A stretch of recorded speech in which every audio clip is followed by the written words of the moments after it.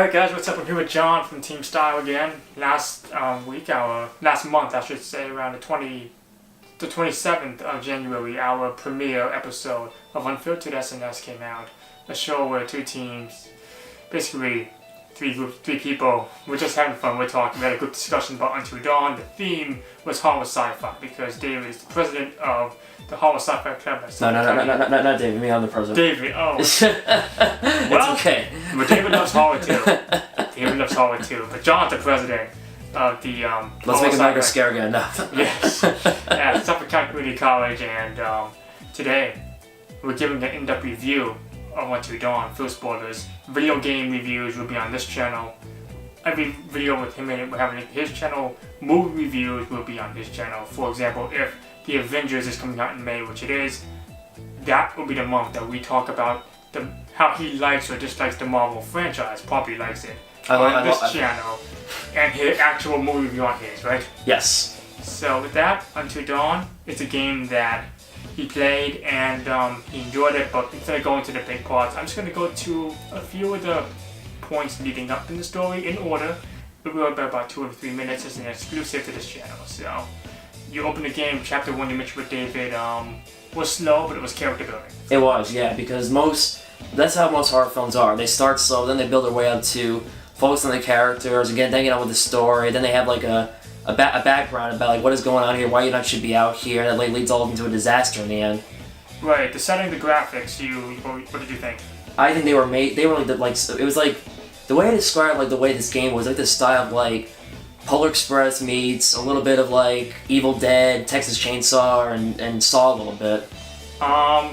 The psychiatrist scene in the beginning that carried on and opened and closed each chapter, did you like the psychiatrist moments? I did. They were really interesting. It was like back and forth, like flashbacks. You're like basically showing the present. The psychiatrist is trying to find out like what is wrong with this person? Is he like telling the truth, or is he like lying, or just making this up all in his head? It's like somewhat of a psychological horror, but just different though. The cast you said you liked. For the most part, there were some people you didn't like and people you do. But that's what a film's supposed to do. Have characters you like and don't like. Oh yeah, there's always characters like that in horror film. Like anytime like, you watch a character, there's always that like one character you love and you draw attention, you have sympathy for. And then there's always the least characters you have least sympathy for. When they go, you're like, you didn't really care for them that much. So right, from memory, the characters you liked and wanted to stay alive for the most part. One of them was Sam, the one who was being chased by the very first time by the villain, which we'll get into in a moment, from the bath scene. Remember that, and then like the guy was chasing her, you can like run or duck under the bed. That was a character you liked. Sam. Yes, she was my favorite character because I felt like she was like strong, independent, and really brave. And you also like feel bad about like how like she lost 2 of her best friends, and really so actually I feel like that's the one thing you like feel for the 2 girls who you really feel like she was the victim. Like she really did not deserve what she got. She really feel like she didn't deserve to die. But again, it's part of the game. She had to die because it sets up the events and the mode, and it goes on with the story for the characters and the story itself. The other girl you did not like, well, let's talk about her boyfriend first, Mike, the heroic one.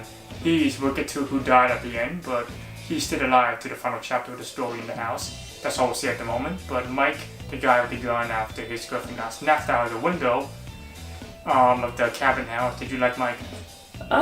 Yeah, I feel like there were times where he was just really, I think he's a good person, but I think it was just like sticking with his girl. It was really his girlfriend is what it was. I think if it wasn't for the girlfriend, he wouldn't be the way he was. The character of Jess, his girlfriend, you did not like her at all. Oh, no. Why not? Well, let's just say that she's the stereotype beautiful blonde girl who was like born in like they don't really give much a background, like where she's from, like who her family is or where she's from, but you can just like tell that she's that stereotype girl who's blonde, beautiful, who was brought up in a rich family who like spoiled her so much, and she never really had to work a day in her life. Yeah, that's my guess. I agree. Yeah. The character of Emily. And which one was Emily again? Emily is the one. We'll talk about her at the moment because she did not survive the chapter 10. She was the one who was in the mines by herself. Yes. Emily, you like? I did like somewhat, but again, like. And like for me, like being a big fan of horror films, there's always characters that live and survive, and I'm just like, I have to kill some of these characters in order to have like at least 1 or 2 survivors. I'm trying to recall her boyfriend's name. He was the only black character in the story. Yes. But the stereotype goes, he was the first to die. Yeah. Now that wasn't a part of the game. It was basically how it happened. He doesn't have to die in that moment, but he did not give Mike the gun. His name wasn't Mike. I forgot what his name was, but you know what I'm talking about. Yes, I know what you're talking about. Put his name on the screen. He forgot to give him the gun, so he died first when trying to save Jess, who chose to save her, trying to offer your hand. Yes. She was falling off the. But I think because the building was falling down, there was you saved her, but I think because the building fell down, everything was happening so fast that there was just definitely at no point that they were gonna be separated. They could have died or been separated from that event. Right. Yeah. Ashley. She died in Chapter 9. Chapter Ash. Ashley. Oh, yes. We're not going to talk about the scene yet, but you had a choice at some point between her and Josh. Oh, yeah, that was... You know what I'm not going to talk about the choice yet, just the character of Ashley. How'd you like her? I did like her and all, but I just felt like sometimes in films when you have a couple who really love each other, there's always the one of them survives sometimes. That always happens in some horror film I've watched before. The character of Chris, her boyfriend. Her boyfriend, what was he again? Chris, the guy with the glasses, the guy who hit Josh with a bat. Oh yes, now I remember. I don't know. It makes I'm surprised I let him live. I mean, he was okay, but I feel he wasn't really a bad brother. I feel like he could be a bit of a jerk sometimes. He kind of did things that it was not right sometimes. Yeah, the pranking, was that one of them down in the basement where he scared the girl and knocked her Yes. Amazing scene. Yes. The jump scares would have him going a lot. These were the best jump scares I've seen in not just and since the last time the jump scare I saw was in The Strangers. That was the last best jump scenes I've seen in as far as movie or horror games, because it's fun. I'm not really much of a video gamer, but this is probably by far the best horror game I played. And the fact that you were moving to it, you're not watching it, you're doing it. Yeah.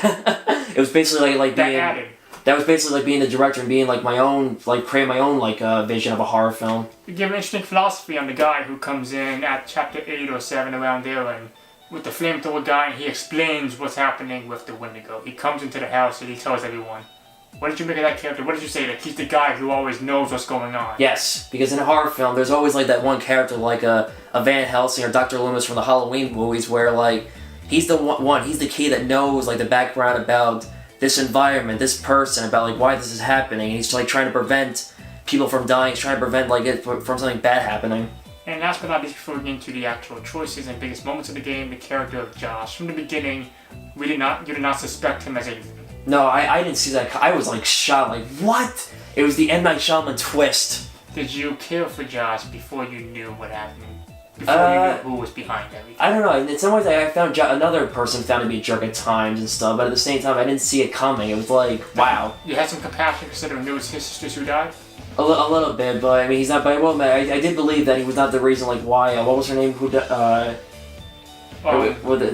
guy's girlfriend. Jess. Jess. Yeah, I do believe that he was not responsible for that. Because you saw something in the elevator and it did not die. And Yes. Couldn't be human. No. And that kind of gave it away. But right. Very discreet. It wasn't a major. If you're paying attention, you'll see it. If you're a horror buff like John, who's a big fan, who's the president of a horror club, he'll see it. As for choices, the first moment of horror, the first moment when you realize something is wrong is when you're in the house and with Mike and Jess gets snatched out of the window, thinking that her phone got thrown through the window, remember that, and that she's being claimed. Oh yeah. That was the first moment where you realized something was wrong. Yes. Oh yeah. That something was doing a prank like that is never fun. Yes, especially after what happened last time. Oh yeah. The reason why they came back to get over their fears, which you were a fan of. Right, which was it because that's actually a great motive and reason, because I feel in horror films when these characters have been through a bad tragedy, man, they'll always go back there and try to have some closure to it, but not knowing what to expect on the unexpected. But the fact that Josh did it in the way he was thinking, did you like his idea of trying to make them feel the same pain, literally, that he felt over his sister's dying? I guess that was a little bit of sympathy for him in the beginning before we found out what he was, because he lost. I mean, how would anyone feel when they lose their siblings or anybody that they know? Right. Let's get to the next big choice. You have a choice as Chris to his first of two big choices before the big unveiling of who the enemy was, of to save Ashley from being cut or Josh. What did you think of that decision? That was, oh my god, it was great moment. Yeah, it was, but it felt like something from the Saw movies where it's oh my god, what was I mean, obviously he was gonna pick His girlfriend. his girl for the girl that he loves because I mean, yeah, Josh is your friend, but come on, like think about it. If you're in a situation like that, would you pick the girl you love or your best friend? And think about that. Let me know in the comments about that.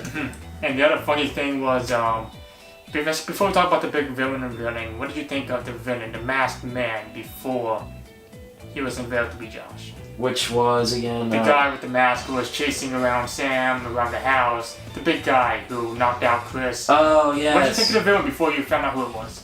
It was pretty cool. It could have been anybody. It could have been like maybe like just some like a hermit or some serial killer with like with no personality or like kind of like a Leatherface from Texas Chainsaw. But you liked him. Yes. Chris's second choice, seconds before the unveiling, to shoot himself or shoot Ashley. Did you like that decision? Yes, I At did. the moment. Okay, you did. Yeah. And then the unveiling of Josh, was that your moment in the game, the standout moment? That was like to me the twist. Like I did not see coming. I never would have expected that. Josh was the one behind all this, just so we can make a stupid YouTube video. And last but not least, the last question, the climax, the ending. You chose, first of all, the only survivors in this game were Chris and Sam. Right. You had a chance to save Mike, but instead you went for the door with Sam. I think because like sometimes in a horror movie or a game, they always like have the character who will like make the sacrifice. It's like, just get out of here. I'll sacrifice and save all you guys and redeem myself from what we've done. As a result, Mike was blown up. Yeah. When you hit the light switch on, that it was his idea. Pretty much. It It was basically part of the plan to begin with. was his plan, and he suffered from it. Yeah. But you happy who survived? I You got Sam. I got her. Which I was really glad because I really wanted her to survive. Because I loved her character. She's my favorite character in the And movie. you're gonna swap Chris for someone else. Yeah, basically. Again, it was debate. That was a debate right there. I'm still debating right now. But it's like maybe like with how like George Lucas with again a little bit of a similar analogy. How with Star Wars, how when he keeps like going back to CGI and re-edit it. Right. But yeah. So basically, overall, the game. We're still building a channel. We'll get a rating system eventually, but we're not doing that at the moment. But you like this game, and you said it was better than some horror movies of recent years. Yes, it was much. I mean, I'm not gonna say there aren't bad there are good horror films in recent years. There just hasn't been anything like groundbreaking that I've seen the past couple of years. Was this memorable? Actually, I would say yes. I mean, that's the one thing with this. I tell him, and I think you somewhat agree. It's hard. You mentioned another example, Batman Arkham Knight. It's hard to squeeze these amazing stories into these 2-hour movies or slightly less. It is probably. Justice League was held to a 2-hour standard. What you were saying? It's hard sometimes because like this is like more of like something you're creating yourself. It's not like you're making a film where you're doing like a 1 hour, 2 hour film. This is take you like all day to make. Yeah, and the other big thing is one thing that I like. I mean, I don't like too much, but like in the movies, a lot of great directors. But it's like we see the same directors every time for like 30 years. Yeah. And we get some new ones here and there, but they don't get the credit they should. Right. With these games, we don't know who did it. I mean, they have more flexibility, in my personal opinion, to make these long games. Well, cheaper. This game is cheaper than some movies, but I'm like, sometimes it's nice to see some new ideas. Like if we go into like, say, we see 3 Spielberg films, new ones a year. They can be tiring at times. I'm not saying they're not good.